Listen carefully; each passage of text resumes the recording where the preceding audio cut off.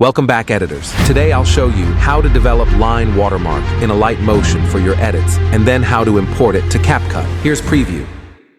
A father, a son. I wonder if Rita's looking at the same. In the description, there's link to my Discord server, where you can get the XML file for this watermark. But before, smash that like button and subscribe, it will help a lot. Watch this till the end, cause later in this video I'm gonna tell you how did I get Alight Motion with Pro for free.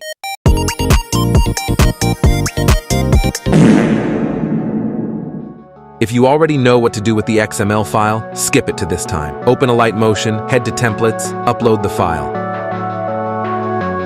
After that, go into the group and replace my name with yours. If you want, you can also change the upper text and write your social media you are making content in. Export it and save it to your device. Switch to CapCut and go into your project. Add the overlay you just exported. Head to Splice and pick Filter. This is it. Simple, right? But sometimes happen this. And then the watermark is unreadable, and I'ma be honest, your whole edit has lost the aura. So let me show you a quick solution. Attach black background. Do it as long as the watermark, and make the black background so it's behind the watermark. We will be adding shadows to this.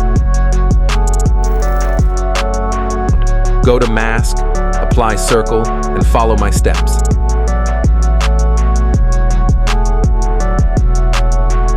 I don't really know how to explain this part. Just watch. And yeah, make the overlay bigger so there are no visible borders. Experiment with feather and the position of the overlay by using mask feature. Then adding keyframes.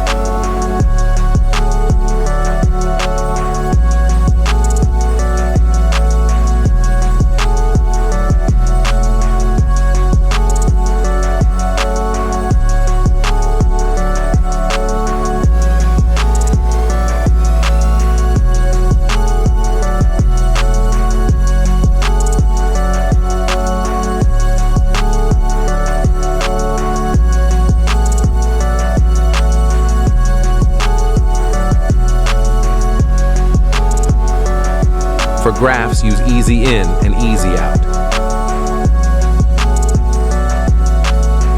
And don't forget to insert fade in and fade out animations. You are done, mate. Your edit looks way cooler now. That's all for today, and you can get the mentioned Alight Motion with Premium for free from my Discord server too. Write down below what tutorial should I do next. See you next time.